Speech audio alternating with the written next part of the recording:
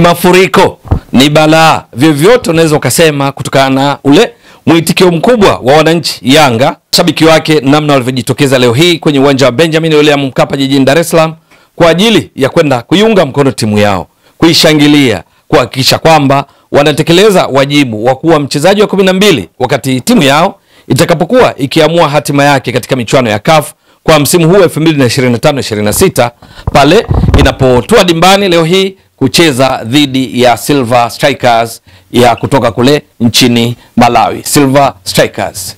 Leo hii Yanga kuelekea siku hii ilikuwa tayari imeshatangaza kwamba ni ruksa kwa mashabiki wake kuingia bure pasi na kiingilio chochote katika mechi hii ambayo wanaihitaji sana kwa ajili ya kuhakikisha wanapata ushindi wanaohitaji wa tofauti ya mabao 2 kwenda juu ili wasonge mbele na kuingia moja kwa moja katika hatua ya makundi ligi ya mabingwa barani Afrika.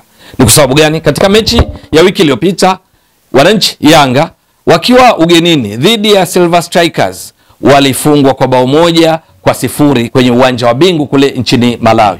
Maana yake ni kwamba leo hii muda mchache baadaye watatakiwa kufanya kila wawezalo kuhakikisha wanashinda kwa tofauti ya mabao 2 ili wasonge mbele, maana vinginevyo watakao songa mbele ni Silver Strikers wa Malawi kwa kwenda katika hatua ya makundi, huku Yanga ikiishia katika hatua hii ya raundi ya pili ya awali ya kuwania kufuzu hatua ya makundi. Ni kwa sababu Yanga wakishinda kwa mfano mabao 2-0 ndipo watasonga mbele, kwa kuwa matokeo ya jumla yatakuwa 2-1 kutokana na kule kwamba kwenye mechi ya kwanza ndio hii waliopoteza kwa bao 1-0. Wakishinda 3-0, 4-0, 4-2 au 3-1 bado itakuwa ni tofauti ya mabao 2 na kwenda juu. Lakini vinginevyo kwa mfano Yanga wakishinda bao 1-0 maana yake matokeo ya jumla yatakuwa 1-1. 1-1 kwa kanuni za CAF kwenye michuano yake, ili kumpata yule wa kusonga mbele kwenda hatua ya makundi italazimika kupigwa mikwaju ya penalty, na kwa kawaida penalty huwa hazina mwenyewe. Sasa ili kujihakikishia kwenda moja kwa moja, Yanga chini ya kocha wa muda Patrick Mabedi wanapaswa kufanya kila wawezalo kuhakikisha wanapata ushindi huu wa tofauti ya zaidi ya mabao 2 kama walivyofanya msimu wa 2023-24 kwenye michuano hii ya ligi ya mabingwa barani Afrika, wakiwa wamefungwa 3-0 kule Algeria dhidi ya CR Belouizdad kwenye kundi lao. Hatima yao ilikuwa inasubiriwa mechi baina yao na CR Belouizdad ili kujua kama wanakwenda katika hatua ya robo finali kuungana na waliokuwa na uhakika kwenda katika hatua hiyo kwa msimu huo ambao walikuwa ni Al Ahli ya Misri. Yanga kwa Mkapa jijini Dar es Salaam wakashinda 4-0 kama ilivyotarajiwa, maana walitakiwa wapate ushindi walau kuanzia tofauti ya mabao 4 na wakaupata, na hivyo wakaenda katika hatua ya robo finali ambako tunakumbuka vizuri walikwenda kutolewa kwa mikwaju ya penalty na Mamelodi Sundowns ya Afrika ya Kusini. Lakini ikitokea bahati mbaya leo hii, mbaya kwa Yanga, mbaya kwa Tanzania, kwamba ikafungwa, ikifungwa maana yake watatoka, ikitoa sare yoyote watatoka, ikipata ushindi wowote wa tofauti ya bao 1 baada ya Silver Strikers nao kufunga, yani kwa mfano 2-1, 3-2, 4-3 na kadhalika, maana yake watakaosonga mbele ni Silver Strikers kwa kuwa matokeo ya jumla yatakuwa ni sare. Kwa mfano 2-1 maana yake matokeo ya jumla yatakuwa 2-2 kutokana na akiba hii ya Silver Strikers waliposhinda kwao bao 1-0. Wakishinda Yanga 3-2 matokeo ya jumla yatakuwa 3-3. 4-3 itakuwa 4-4. Panapotokea sare namna hiyo, bao la ugenini linakuwa na nguvu zaidi, na hivyo Silver Strikers wakifunga bao 1 au vyovyote vile halafu Yanga wakapata ushindi lakini tofauti ya bao 1 watakuwa wametoka. Sasa kwa kutambua umuhimu wa mechi hii ndipo ambapo management ya Yanga kupitia idara yake ya habari na mawasiliano kwa umma wakatangaza kwamba kuingia ni bure. Lengo ni kuhakikisha uwanja wa Mkapa jijini Dar es Salaam utakaotumiwa kwa mchezo huo muda mfupi baadaye unajaa, ili mwisho wa siku wapate faida ya kuwa na mchezaji wa 12 ambaye katika mpira wa miguu ni shabiki. Mashabiki watakapojaa 60,000 halafu wakatekeleza wajibu wao wa kuhamasisha timu yao, kuishangilia mwanzo mwisho, huku pia katika baadhi ya nyakati wakiwazomea wapinzani wao Silver Strikers, wakiwazomea akina Uchizi Vunga, mchezaji nyota wa Silver Strikers aliyeleta madhara makubwa katika mechi iliyopita kule nchini Malawi, wakiwazomea akina Lamek McDonald ambaye ni beki mbili, beki bora katika ligi kuu ya Malawi msimu uliopita, ambaye ni miongoni mwa wachezaji nyota katika kikosi chao, wakiwazomea washambuliaji akina Binwell Katinji, wakiwazomea washambuliaji akina Anduru Yosefe ambaye ndo alifunga bao pekee lililowapa ushindi Silver Strikers, wakimzomea golikipa wao George Chikoka kwa namna ile ya kuzingatia uzomeaji wa kimpira usiokwenda nje ya taratibu za kimpira.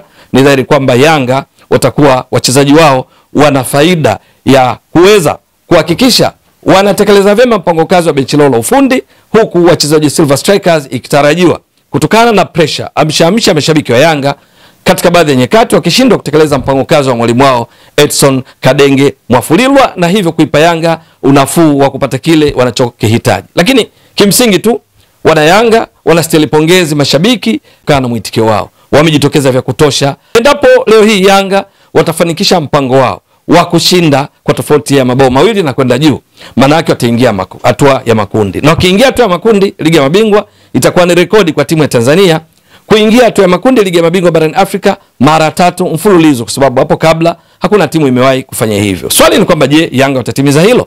Maana msimu uliopita 2024-2025 waliishia hatua ya makundi kwenye kundi la A walipokuwa na Al Hilal Omdurman, MC Alger wao na TP Mazembe, ambapo wao na TP Mazembe hawakusonga mbele, huku Al Hilal Omdurman walikuwa chini ya Flora Ibenge, kocha ambaye hivi sasa yungali Azam, wakienda katika robo finali wakiungana na MC Alger. Msimu wa nyuma yake 2023-2024 Yanga walifika mpaka robo finali ya michuano hii ya ligi ya mabingwa barani Afrika, pale walipotolewa kwa mikwaju ya penalty na Mamelodi Sundowns ya Afrika ya Kusini. Sasa leo hii wakifanikiwa kwenda makundi, ndipo inakuwa mara 3 mfululizo katika ligi ya mabingwa barani Afrika bila kuhusisha mfululizo huu na kufuzu kwa walau hatua ya makundi kwa michuano ya kombe la shirikisho barani Afrika. Maana ukihusisha na shirikisho, Yanga wakifuzu leo hii kwenda hatua walau ya makundi itakuwa mara ya 4. Lakini hapa nazungumzia ligi ya mabingwa barani Afrika tu, ambapo hakuna timu Tanzania imewahi kufuzu katika hatua ya makundi ligi ya mabingwa barani Afrika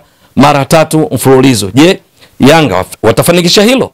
Vipi kuhusu kocha Mabedi na kikosi chake? Kina Djigui Diarra, Israel Patrick Mwenda, Shadrack Issa Kaboka, Mohamed Hussein Shabalala, Ibra Baka, Bakari Nondo Mwamnyeto, Dickson Job, Frank Asenki katikati pale, kina Azizi Andabwile, Musa Bala Conte, Mudathi Yahya Abbas, Salum Abubakar Shwaboy, Lassine Kouma, Mohamed Momo Dumbia, Ofen Chikola, Celestine Ekiwa, Peodo Pacom Zuzwa, Maxim Pianzengeli, Endi Bobo Boyeli, Clement Mzize Walid, Prince Mpumelo Dube, Edmund John na wengineo nyota kadhaa ndani ya Yanga watafanikisha furaha za wananchi Yanga kwa kuhakikisha wanapata ushindi unaotakiwa wa tofauti ya mabao mawili na kuendelea.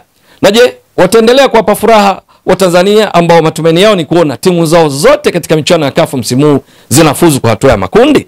Kazi ambayo tayari Azam wameshaifanya. Wanasubiri wa Yanga, wanasubiri wa Singida Black Stars ambao wote wanacheza muda mfupi baadaye, lakini pia wanasubiriwa wekundu wa Msimbazi Simba ambao watashuka dimbani kesho kwenye uwanja wa Mkapa jijini Dar es Salaam kucheza dhidi ya Nsingizini Hotspur, lengo likiwa ni kumalizia kazi baada ya ushindi waliopata 3-0 kule nchini Eswatini kwenye mechi ya kwanza. Yanga wataunga mkono, watawalipa vilivyo mashabiki wao walijitokeza kwa wingi kwa kuhakikisha wanapata ushindi unaotakiwa na kwenda katika hatua ya makundi ligi ya mabingwa barani Afrika. Hilo ni swala la kusubiri. Ewe mtazamaji wa Mbwaduke Stats Sport Next Level, endelea kuunga mkono channel hii kwa kuhakikisha kama una subscribe, una share, una like na kucomment. Mwasilishaji wako ni mimi Ramadhani Mbwaduke almaarufu kama Mzee wa Data. Shukran jazilan. Bye bye.